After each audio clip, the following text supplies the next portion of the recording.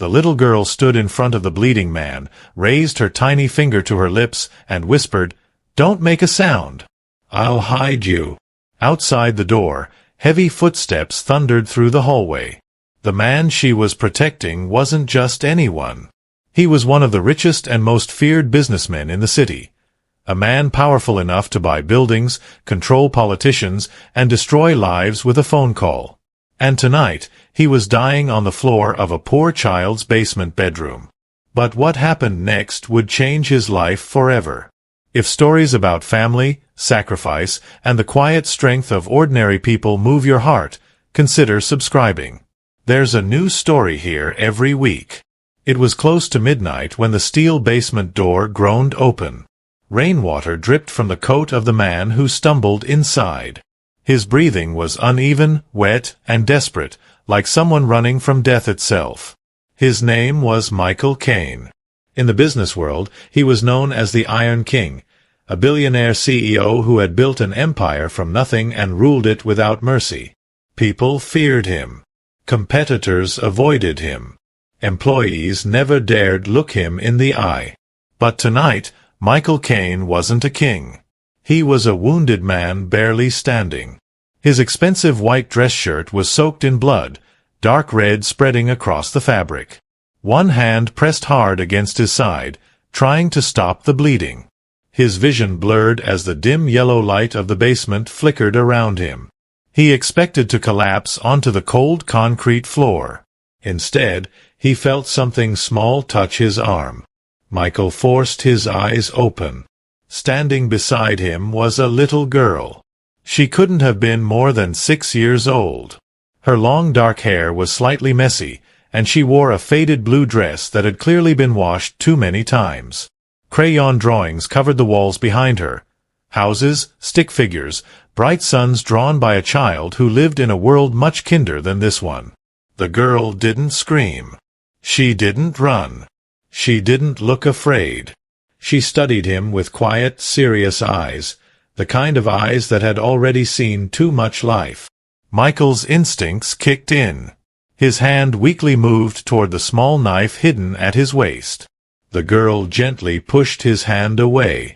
Then she placed her finger over her lips. "Shoo," she whispered. Her voice was calm, firm, protective. Before he could speak, she stepped under his arm and tried to lift him.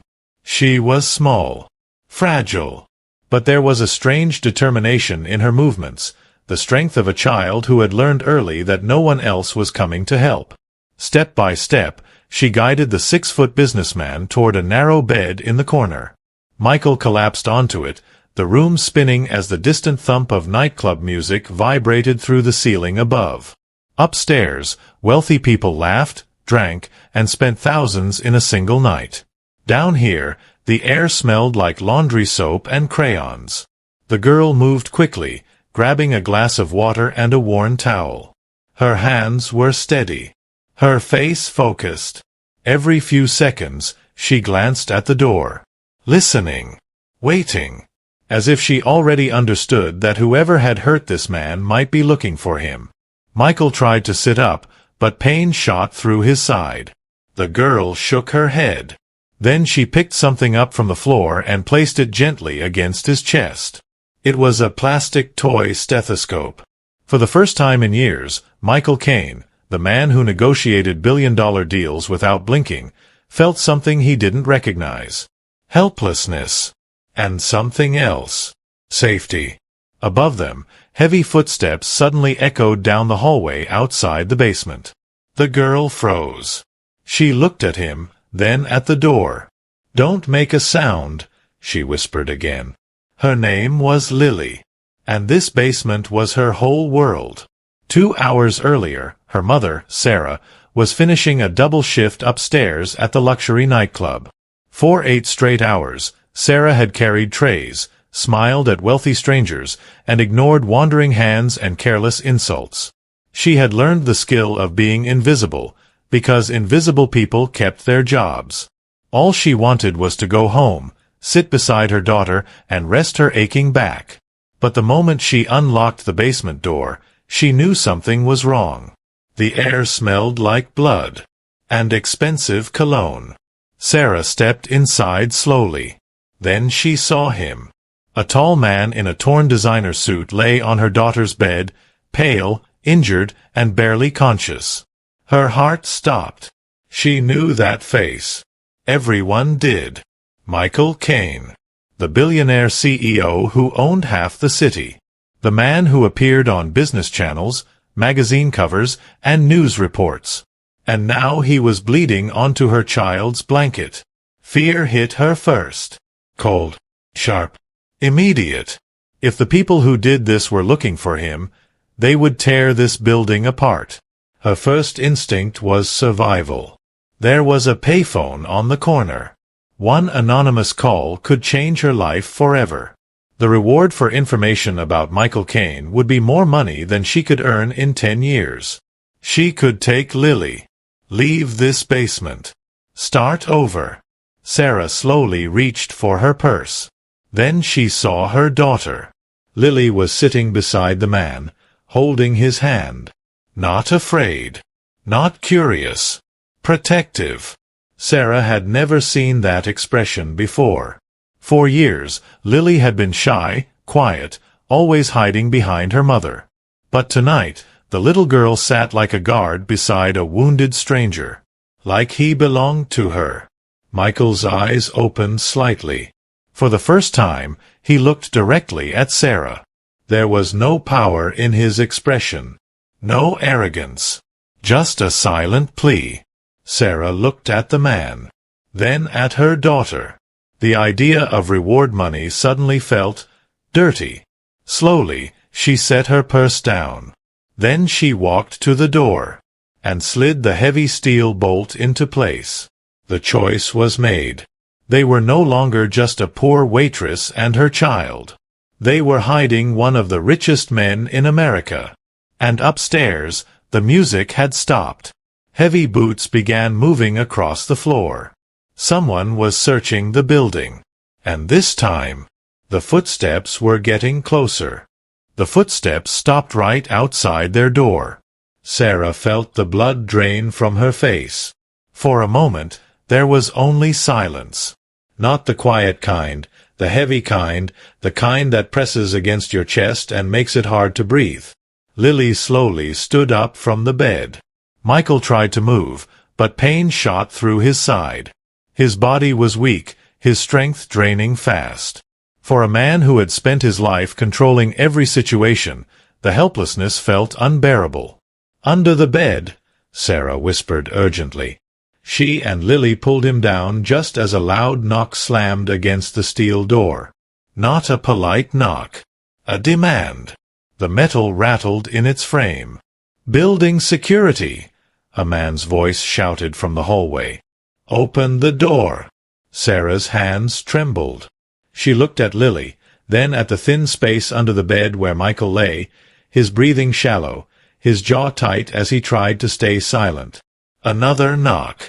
Harder this time. The footsteps outside multiplied. More than one person. Lily walked toward her small desk. Sarah grabbed her arm. "No, honey. Stay back." But Lily gently pulled free. Her face was calm. Focused in that quiet way children sometimes have when they've already made a decision adults are too scared to make. She picked up a piece of paper from the desk. It was one of her drawings, a big, messy picture of a green monster with too many eyes and sharp teeth. Then she walked to the door. The knocking came again, louder. "Open up." Sarah's voice came out in a whisper. "Lily, please." But the little girl had already unlatched the chain and cracked the door open just a few inches. A large man in a black suit stood outside. Broad shoulders. Hard eyes. The kind of man who didn't ask questions twice. He pushed his hand against the door, trying to see inside. "Anyone come through here?" he asked. Lily held her drawing up between them, blocking his view. "Shoo," she said softly. "My mommy is sleeping." The man frowned. Lily pointed at the monster in her picture. "The monster says you have to go away," she added. "There's bad air in here. If you come inside, you'll get sick too." The man stared at her. Then his eyes moved past the drawing, scanning the peeling walls, the cracked floor, the tiny space that smelled like damp concrete and cheap soap. To someone who lived in penthouses and private offices, this place looked like the bottom of the world. There was no way a billionaire would hide here. He stepped back. "Let's move," he muttered to someone behind him. The heavy footsteps faded down the hallway. Lily slowly closed the door and slid the bolt back into place. For several seconds, no one moved.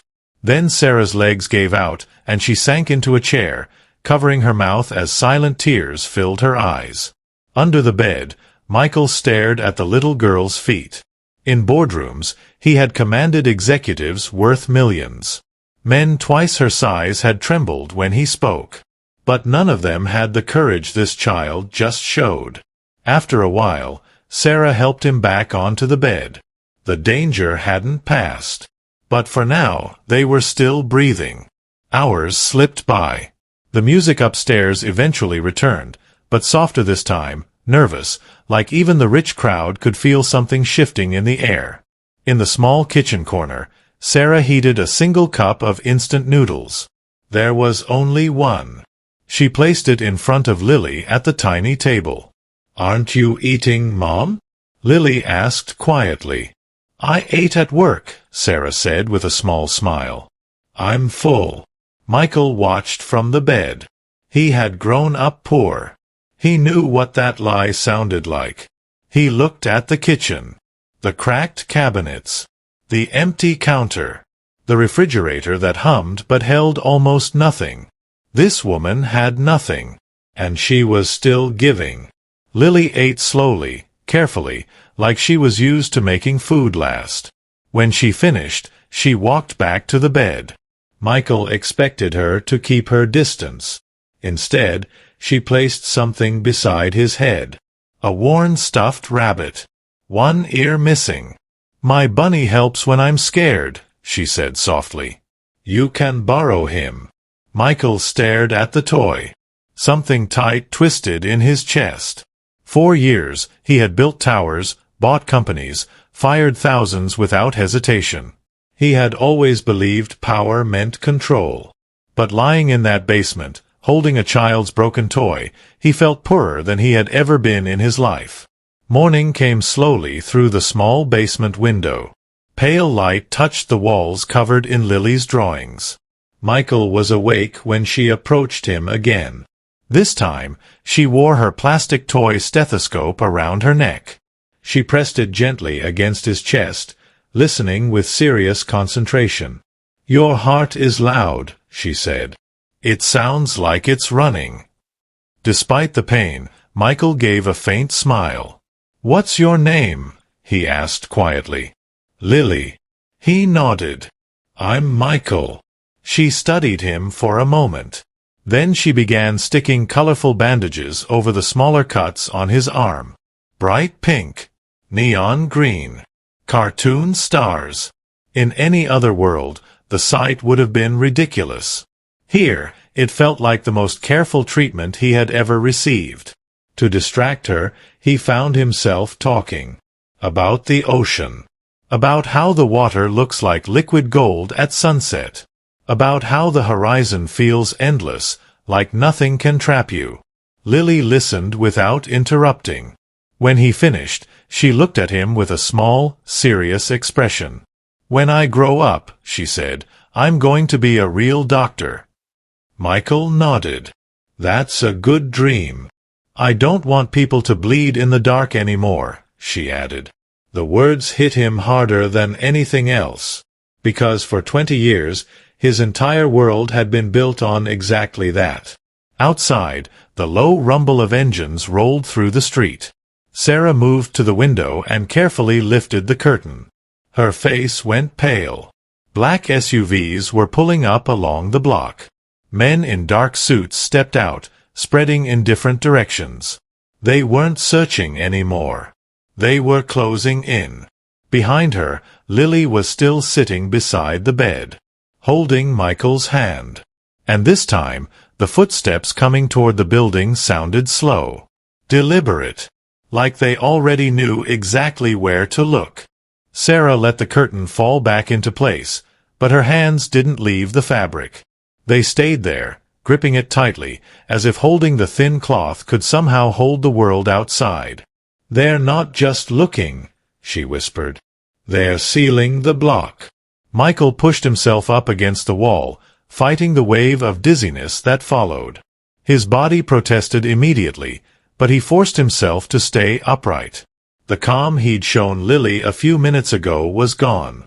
The look in his eyes now was cold, sharp, calculating. He knew this kind of operation. This wasn't a search. This was a sweep.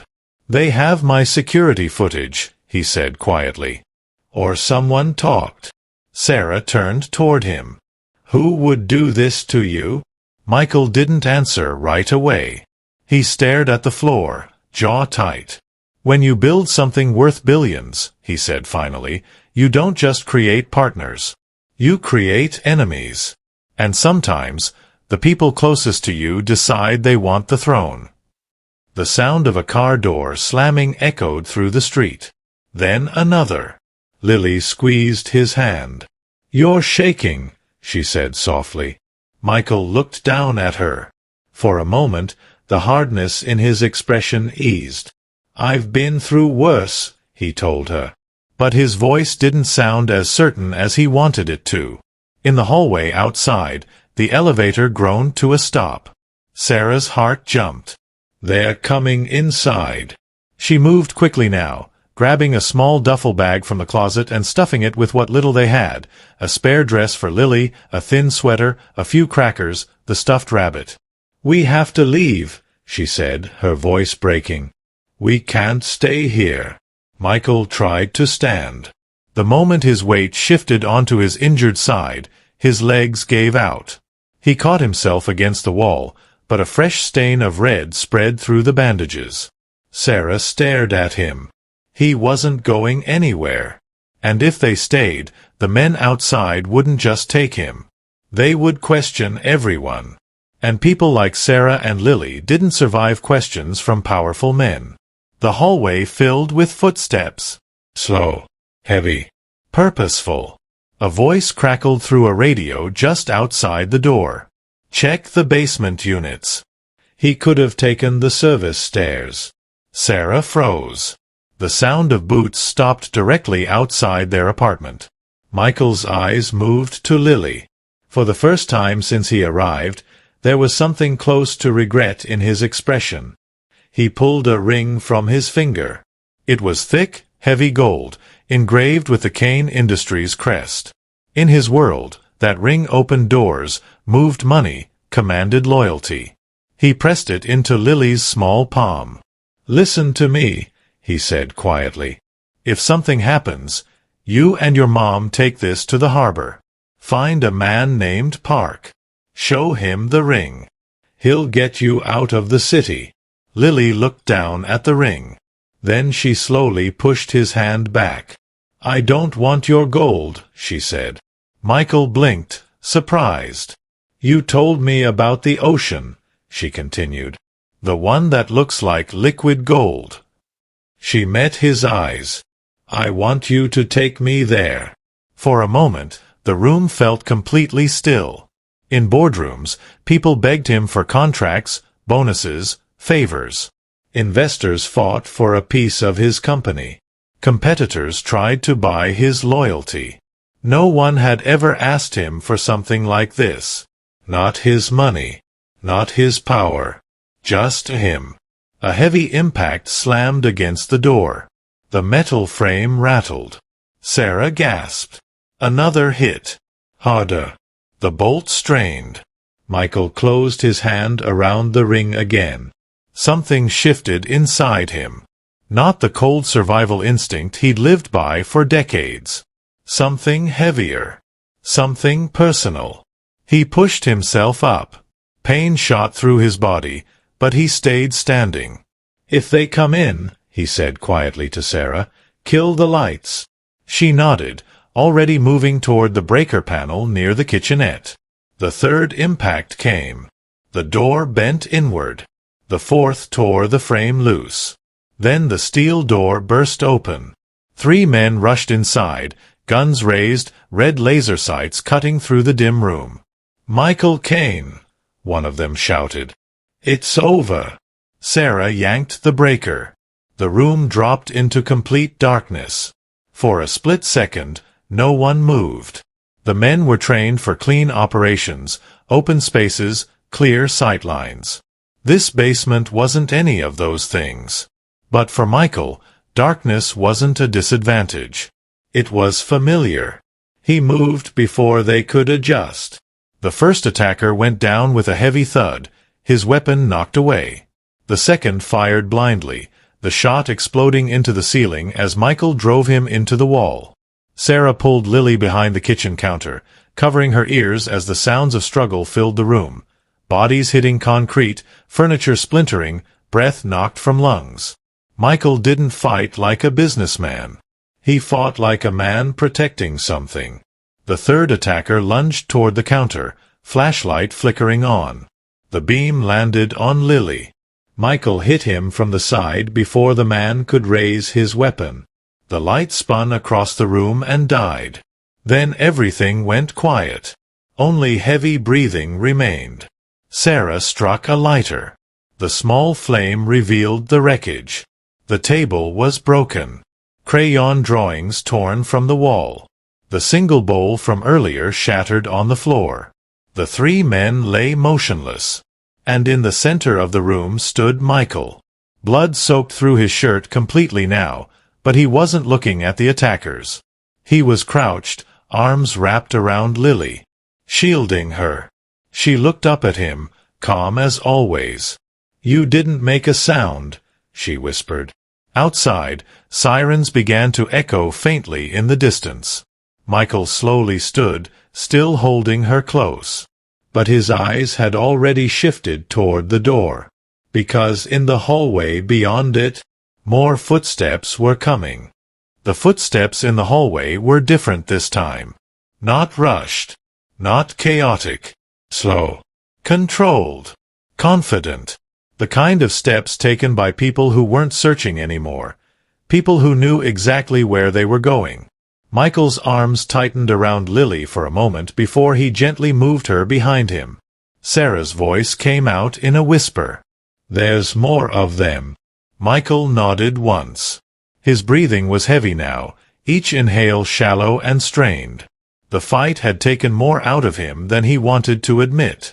The adrenaline that had kept him standing was already fading, leaving pain rushing back in waves. Another shadow moved across the broken doorway.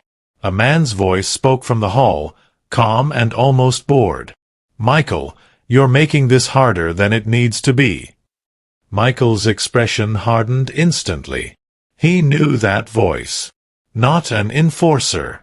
Not hired muscle. Someone from his world. Someone who used to stand beside him. Sarah saw the change in his face. "Who is it?" Michael didn't answer right away. His eyes stayed locked on the doorway. "Someone who wants what's mine," he said quietly. The man stepped into view. He wore an expensive coat, perfectly tailored, completely out of place in the cracked basement. His hair was neat, his posture relaxed, as if he were walking into a meeting instead of a room where 3 of his men were lying unconscious. He glanced at them briefly, then back at Michael.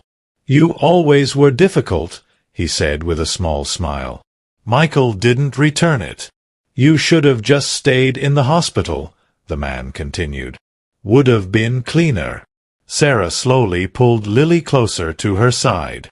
The man's eyes flicked toward them for a moment, then back to Michael. "They're not part of this," Michael said, his voice low. The man shrugged. "Nobody's part of anything, Mike. People just happen to be standing in the wrong place when the world shifts." Lily stepped forward slightly. "Why are you hurting him?" she asked. The man looked down at her, surprised. For a second, his expression softened, not with kindness, but with curiosity. "Because," he said, crouching slightly so he was at her level. Sometimes the strongest person in the room gets old. And when that happens, someone younger takes their seat. Michael took a step forward, placing himself between them. "This isn't about strength," he said. "This is about greed." The man smiled again. "In your world, Mike, those two things are the same." Outside, more vehicles pulled up. Doors slammed. Radios crackled. The building was surrounded. The man straightened his coat. "Here's how this ends," he said calmly. "You come with me. Quietly. No more damage. No more attention. And I promise these two walk away." Sarah's grip tightened on Lily's shoulder. Michael didn't move. The man's expression hardened just slightly. "Or," he continued, "this turns messy. And messy things don't always leave witnesses." The room fell silent. Sarah looked at Michael. She didn't know his world. Didn't understand the power struggles, the money, the betrayal.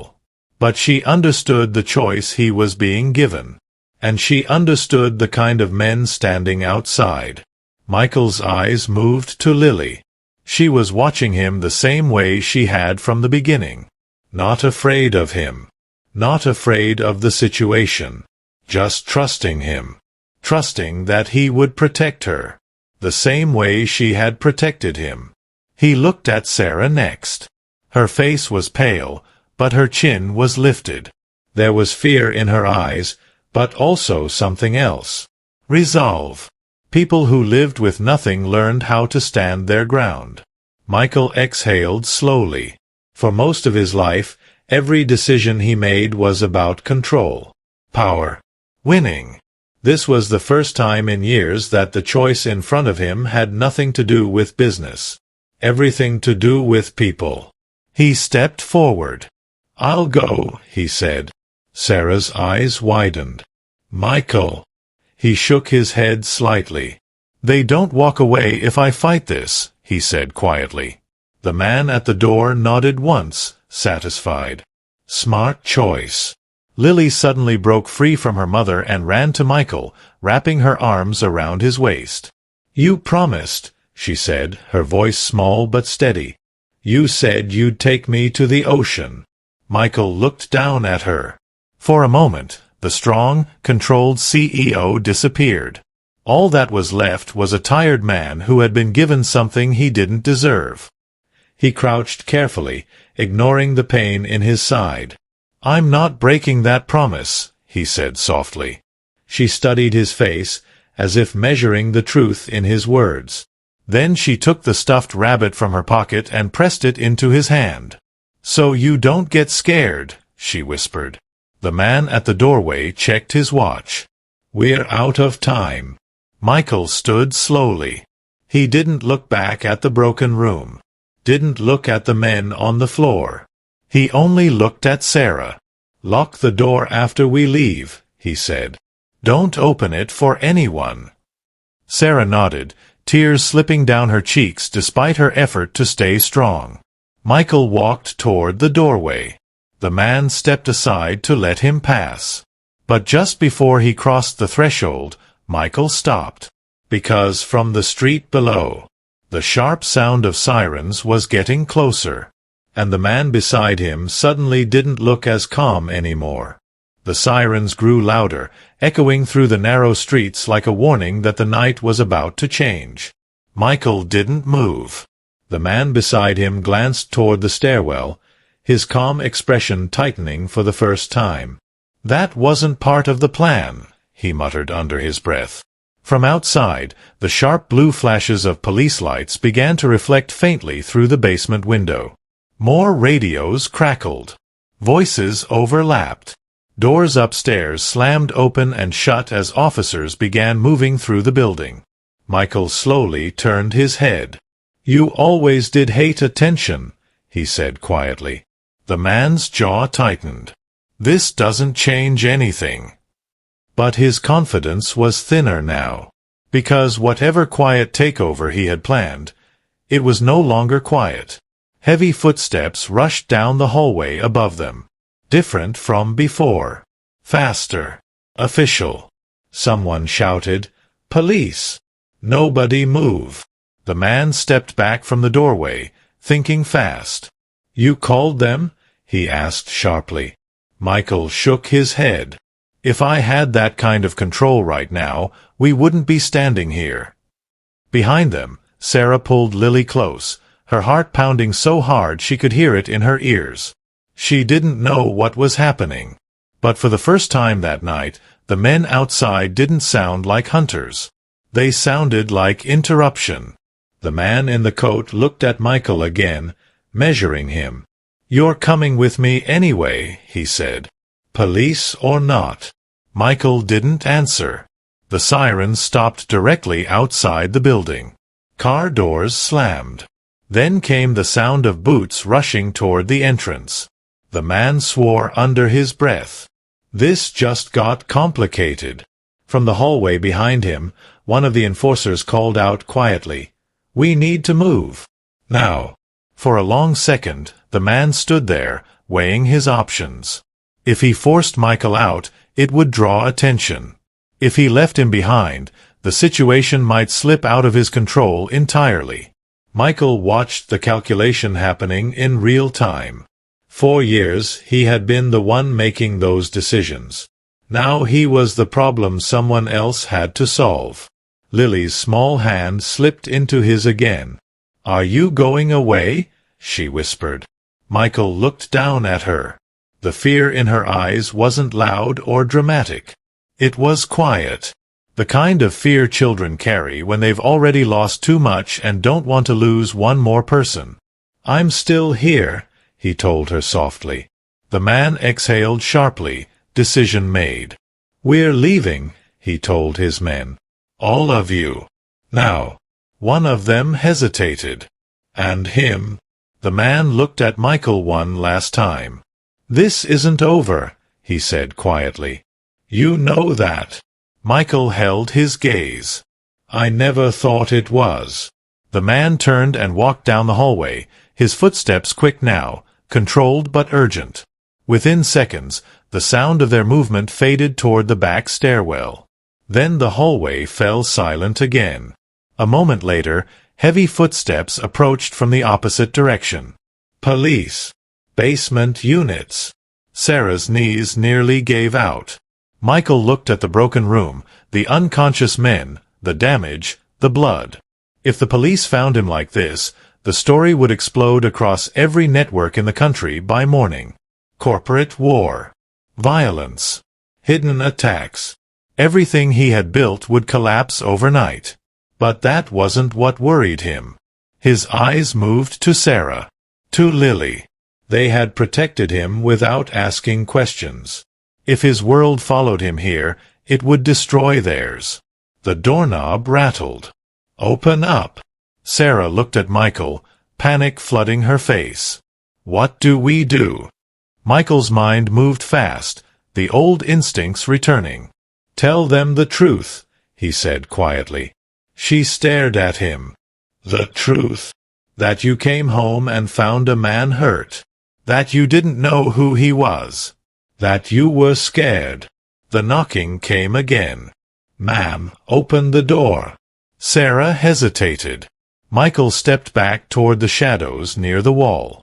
"Leave my name out of it," he said. Her eyes filled. "You helped us," she whispered. "We can't just." "You have a daughter," he said gently. That was the only argument that mattered. Sarah swallowed hard and moved toward the door. She unlocked it slowly. 2 officers stepped inside, their eyes scanning the damage immediately. "Ma'am, are you all right?" one of them asked.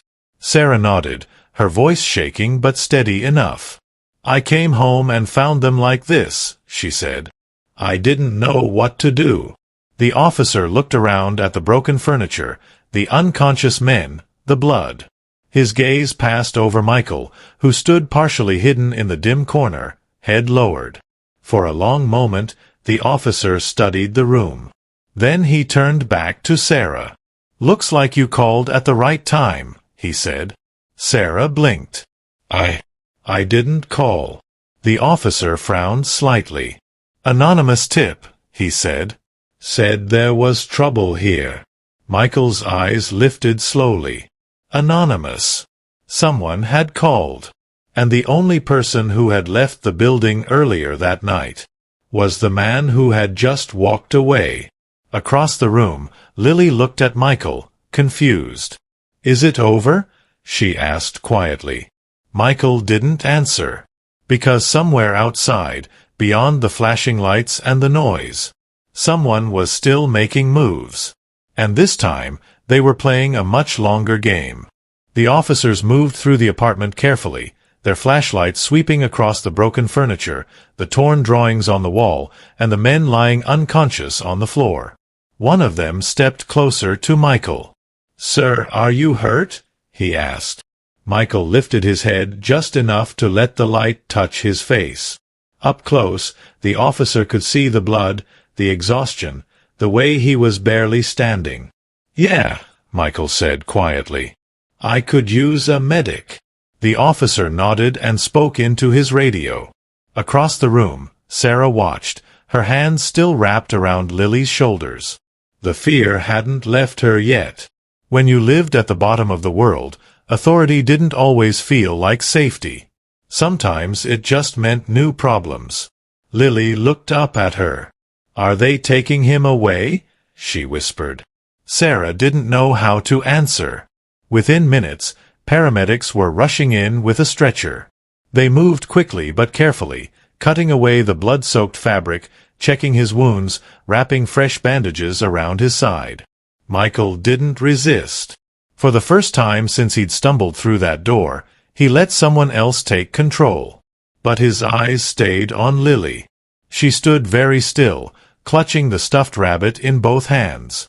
As they lifted him onto the stretcher, she took a small step forward. "Wait," she said. The paramedic paused. Lily walked over and held the rabbit out to him. "You forgot," she said. Michael looked at the worn toy, then back at her. "I thought you were letting me borrow him," he said. "I was," she answered. "But you have to give him back when you take me to the ocean." For a moment, the noise in the room seemed to fade. Michael took the rabbit carefully, like it was something fragile and important. "I haven't forgotten," he said. She studied his face, searching for the truth the way only a child can. Then she nodded once. The paramedics began wheeling him toward the door. As he passed Sarah, their eyes met. She looked exhausted, pale. But there was something steady in her expression now. "You didn't have to protect us," she said quietly. Michael shook his head. "You protected me first." Outside, the night was flashing blue and red. Police cars lined the street. Neighbors stood at a distance, whispering, watching. In neighborhoods like this, trouble wasn't unusual. But this kind of trouble, this many cars, it meant something bigger had happened. As they loaded Michael into the ambulance, he looked back once more. In the basement doorway, Sarah stood with her arm around Lily. The little girl lifted her hand and waved. The ambulance doors closed. For the first time in years, Michael Caine was being taken somewhere without knowing what would happen next. The ride was quiet except for the steady beep of the monitor beside him. One of the paramedics glanced at the chart. "You're lucky," he said. "Another hour, you might not have made it." Michael stared at the ceiling. Luck wasn't something he believed in. But tonight, a poor child in a worn blue dress had kept him alive. At the hospital, things moved fast. Security was tighter than usual. Phones started ringing the moment his name was confirmed. Executives, lawyers, board members, people who suddenly remembered how much they needed him alive. But through the noise and the questions, one thought kept returning to him. A small basement, crayon drawings, a single bowl of noodles, and a little girl who had asked him for something no one else ever had. Not money, not power, just a promise. The next morning, sunlight spilled through the hospital window. Michael sat upright in bed, pale but stable, and 4 running into his arm. A senior executive stood near the door, talking quickly. "We've secured the board," the man said. "Emergency vote this morning.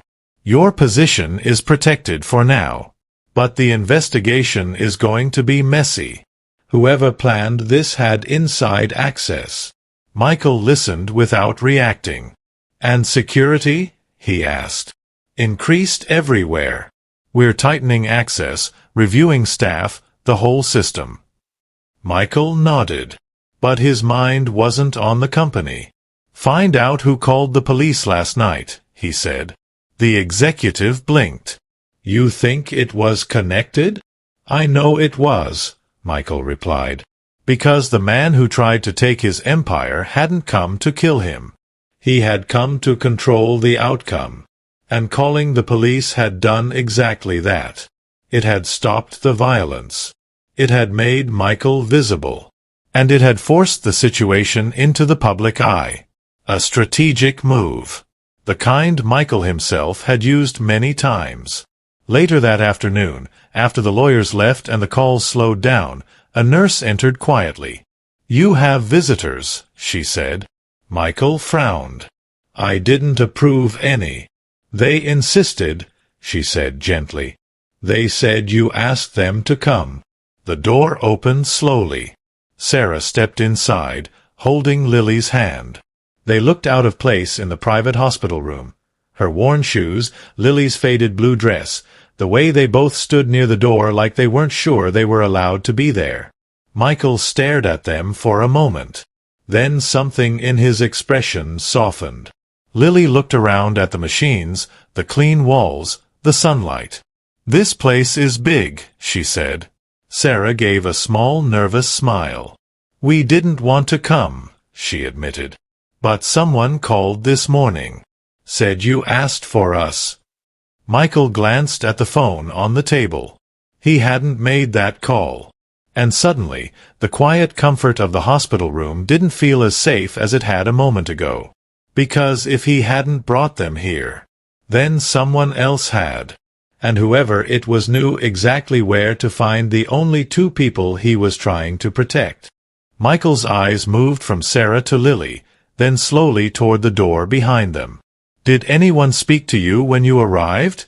he asked quietly. Sarah shook her head. "The front desk said your office cleared us. They had our names." Michael felt a cold weight settle in his chest. That meant whoever had arranged this had access to his internal network. Access to his people. Access to his life. He pressed the call button beside his bed. When his executive entered a minute later, Michael didn't waste time. "Lock down visitor access," he said. "No one gets near them without my approval. And pull security footage from the hospital entrance. I want to know who authorized their clearance." The man nodded and left quickly. Silence filled the room again. Lily walked closer to the bed, her small fingers resting on the blanket. "Are we in trouble?" she asked. Michael looked at her. For years, he had answered questions with strategy, calculation, advantage. This time, his voice was simple. "Not anymore." Over the next 2 days, the pieces began to fall into place. The investigation uncovered everything. The executive who had betrayed him. The board members who had secretly agreed to replace him. The financial moves that had been quietly prepared while he lay injured. But the biggest mistake his enemies had made was the police call. By bringing the situation into public view, they had forced everything into records, reports, timelines. And once Michael recovered enough to speak, the truth moved faster than the betrayal ever had. Arrests were made. Positions were vacated. Power shifted back. But when the lawyers came in with reports and updates, Michael barely listened. Because each evening, Sarah and Lily came back to visit. The first day, Sarah sat stiffly in the chair, uncomfortable with the quiet luxury of the room. By the second day, she was asking the nurses questions about Michael's recovery like she belonged there.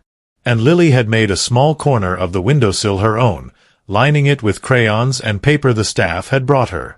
On the third evening, she handed Michael a drawing. It showed a tall man standing beside a little girl near a wide stretch of blue water.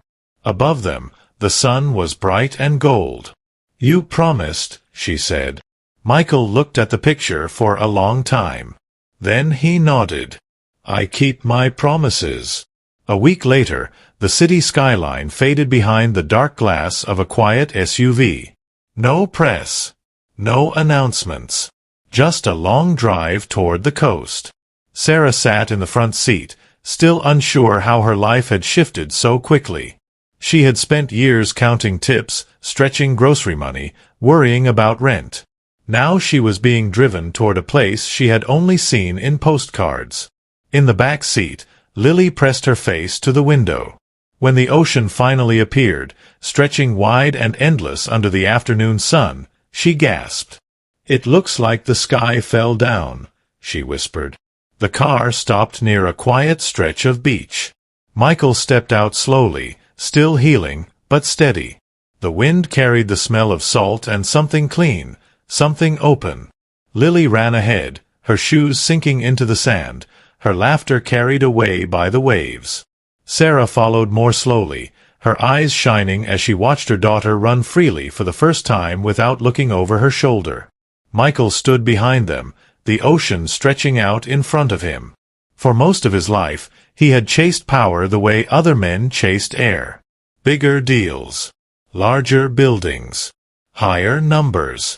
He had won everything. And still lived like a man under pressure. Now, watching a child run toward the water like it was the most beautiful thing in the world, he understood something he had never learned in boardrooms or balance sheets. Lily ran back and grabbed his hand. "You did it," she said, smiling up at him. Michael looked down at her, his voice quiet but steady. "No," he said. Then he spoke the words that would stay with him for the rest of his life. "You saved me first." That evening, as the sun melted into the horizon, turning the water into liquid gold, Sarah stood beside him. "You don't owe us anything," she said gently. Michael shook his head. "This isn't about owing." He looked toward Lily, who was building a small sand wall near the edge of the waves, laughing every time the water tried to knock it down. "For years," he said, "I thought strength meant control. Winning. Staying on top." He paused. "But strength is choosing people when you don't have to." In the months that followed, their lives changed quietly. Sarah didn't go back to the nightclub. A new position opened within one of Michael's community programs, helping families who lived the same life she had fought through. Lily started school near the coast, where her drawings slowly filled new walls instead of basement concrete. And in Michael's office, among the awards and contracts and framed achievements, one picture held the center of his desk. A crayon drawing. A tall man. A little girl. And a wide ocean under a golden sun. Because in the end, the richest man in the room wasn't the one with the most money. It was the one who had someone waiting for him at the shore. If this story touched your heart, consider subscribing, and tell us in the comments which region you're watching from. Stories like this remind us that no matter where we live, kindness speaks the same language everywhere.